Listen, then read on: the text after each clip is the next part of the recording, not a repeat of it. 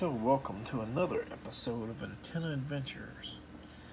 So I've had a few days to see how well the little setup we have on the 40-foot tower has worked out with the new preamp and all that stuff, the smart comm, which is the combiner of the 3 antennas and preamp, and kind of like a little studio miracle device, you know, for like $200 or so. So for the price, you know, it's doing what thousands and thousands of dollars worth of equipment would do, you know, as long as it works for you. And you know, they have a more advanced model like the Advantex that does a little bit more and has a little bit more processing power. But my top antenna, you know, for the first few days, it did okay. There were some channels that I would say are semi-crucial that kind of come in, kind of sometimes went out, but they were mostly in, and now they're kind of mostly out, not working that great.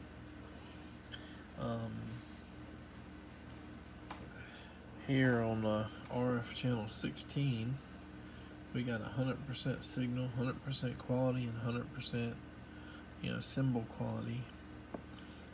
That's like a perfect, you know, score or whatever, perfect signal. But that is on our ellipse antenna, and not the antenna on top of the tower, which is the DATBOSS LR with low VHF, non-repack model, and with the burnout internal preamp, so it's in passive mode, although the smart comm is right under it, so it's a preamp right under it.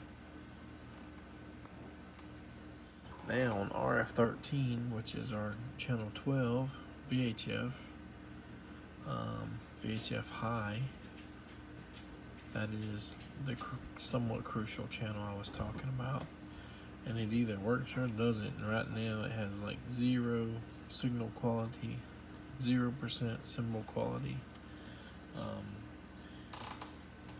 and considering it's a VHF-Hi channel, I'm definitely considering changing out that top antenna for the 91X UHF antenna with the Stellar Labs VHF-Hi antenna. That leaves the question mark of, will I get, you know, all my crucial UHF stuff, including 19, RF19.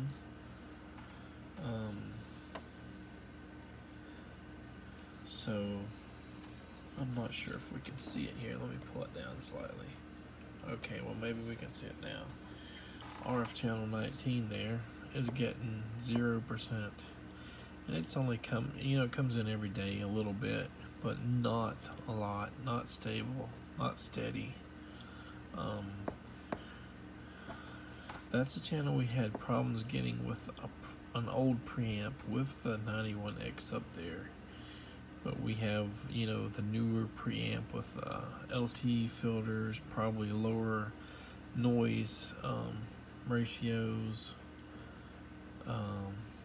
hopefully a better signal gain, you know, and all that stuff. But there's always a possibility that, like this antenna, which I believe it got this when it had its internal preamp working, it may or may not have been 100% stable. But I don't think I'm going to put a brand new Televis DATBOSS LR, you know, repack edition up there on the 40-foot tower, especially since can almost guarantee I'll get all this stuff on the 80-foot tower. There is one low VHF station, channel 5, RF channel 5, which is a weather station.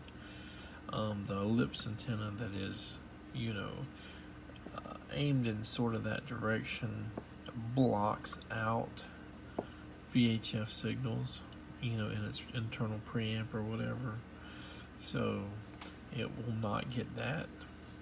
I'm not sure if the VHF-Hi antenna will get that frequency. It's this right here is on the back end of the DATBOSS LR mix,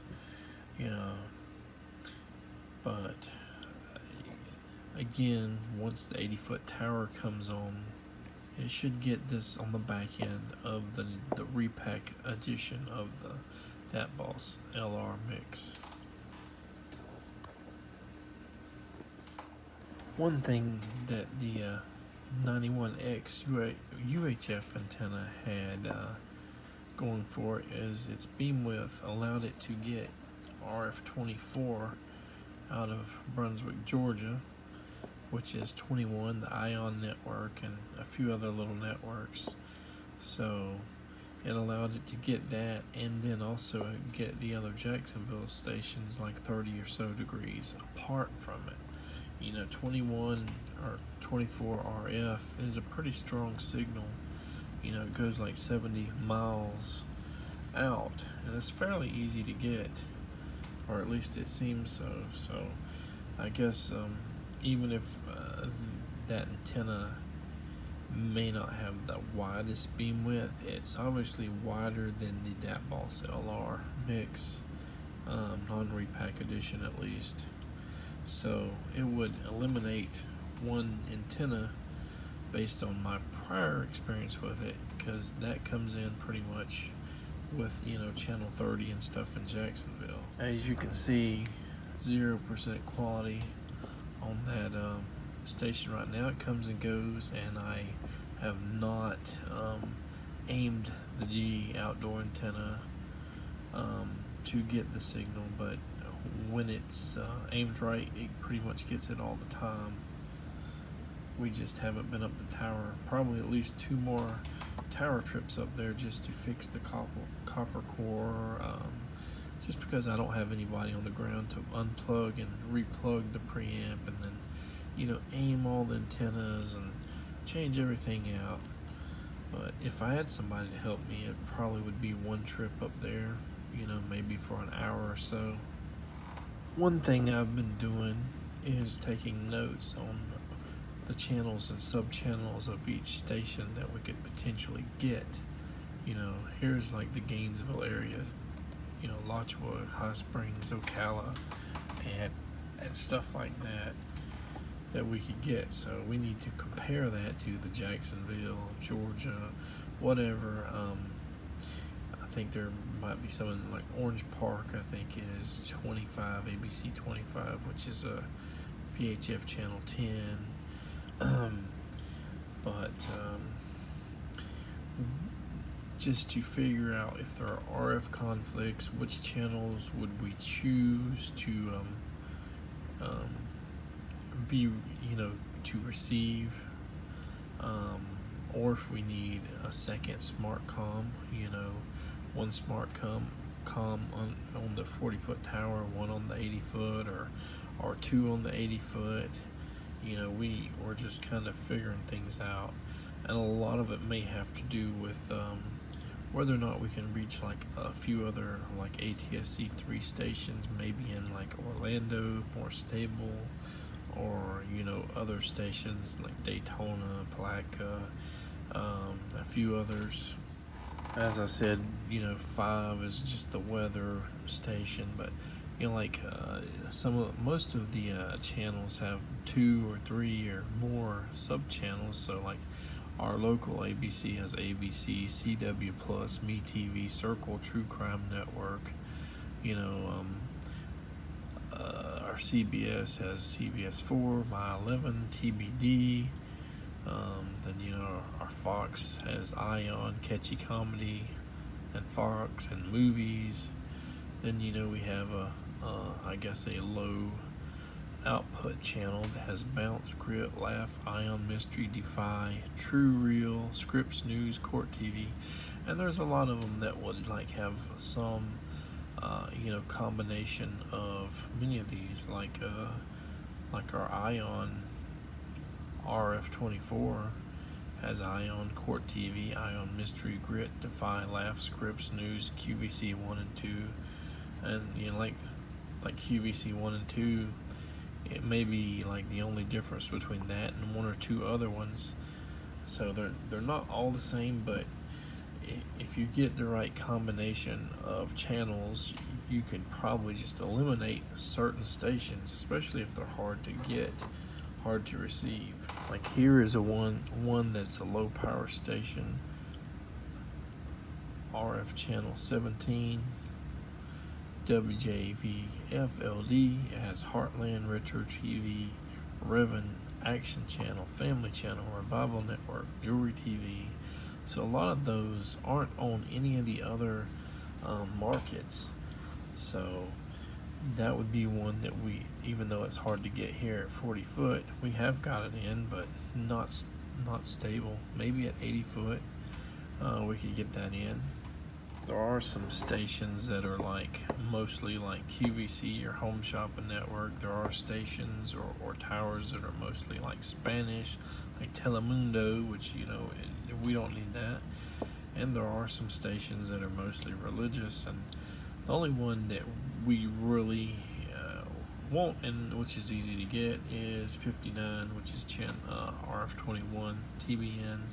Has Smile, and you know, they have VeggieTales and stuff for the kids, and have all the, I guess, the popular preachers and stuff there.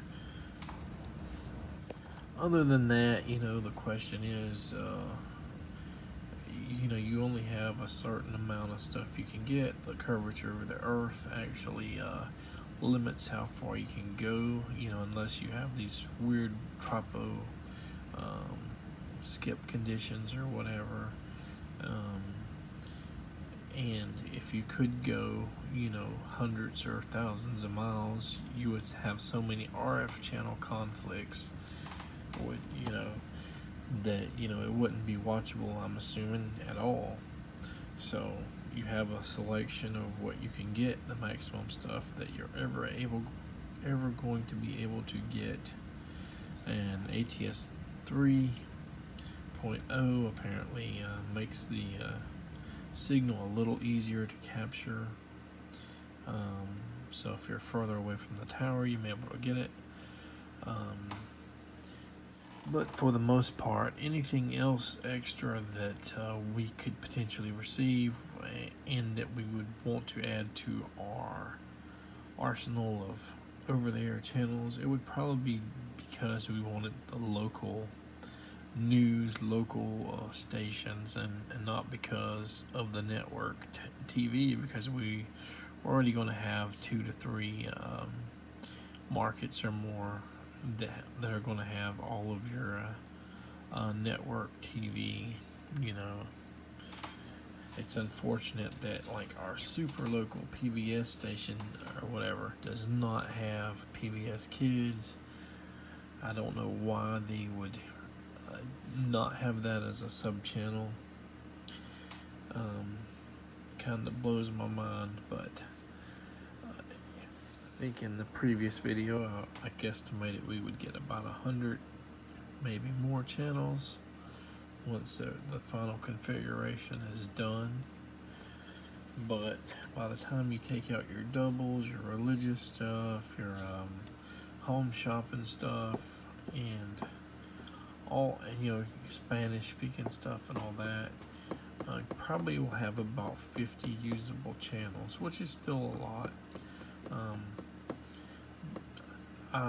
There are so many channels that take the place of stuff like TV Land. You know, we used to subscribe to TV Land even on, you know, cable, on C-band satellite, and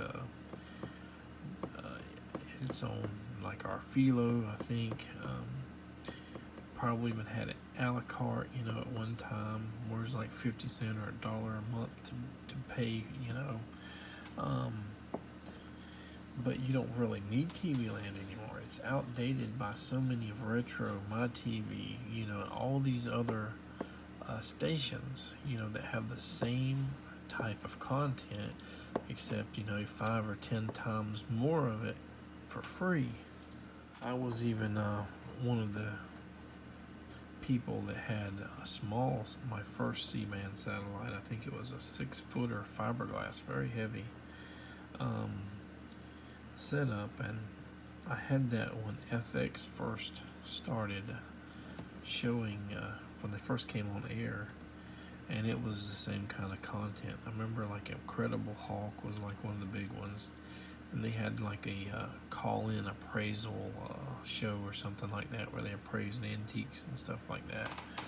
Probably Bionic Woman, Wonder Woman and stuff, but you know, people that look at like FX channel now, they probably don't know its origins, but it was a free channel for a while, and it was, you know, older classic TV shows and the little call-in show, and then they started charging a little bit of money, and now they just changed programming so much over the years that they're not the same channel. Not something that I, you know, watch, but I did watch it when it came on, and you get all these free, you know, channels just take the place of that, and they take the place of the, you know, TV Land and so many other. Earlier tonight we even scanned in, you know, this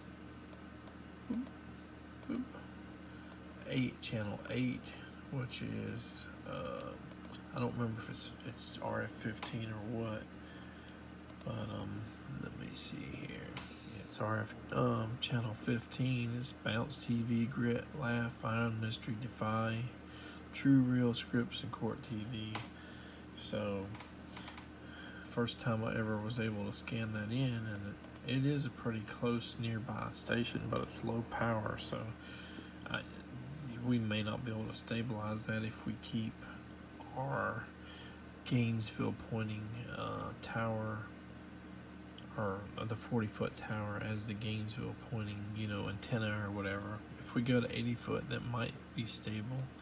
It might come in all the time, but most of these, you know, like I said, are probably stations I'm going to get without the need of having to try to get that particular one. Most of these would be pretty much duplicates of what I get on the other low power stations. But anyway, that's definitely what we're considering after we said we wouldn't do it, is putting up the 91X antenna with maybe a VHF antenna up there. It would eliminate that little GE outdoor antenna, hopefully. So I'm not sure how we would combine the VHF and UHF, if we would just put that on a separate combiner to potentially go to a third or fourth antenna, or just, you know, put the VHF on antenna 1 input, UHF Jacksonville on antenna 2, UHF Gainesville on antenna 3, or what. But I mean, that would probably be the first configuration. Then we may actually put a VHF UHF combiner and then point another one somewhere else. But again, we're going we're still 40 foot in the air. It may not be a wise investment to try to get much more at that height than what we are already getting, besides hopefully bringing a couple of those channels back or more stable. Or it may be the exact same thing. We may not get any change at all. That's a pretty big job, because we'll have to take the pole down, the mast and all, and the antenna, and then bring 2 antennas up. And if the 2 antennas and mast don't work out, I don't know if we would bring the other antenna back up again. So several trips up there, and then aiming it. We have to re-aim everything. But that's about it for now.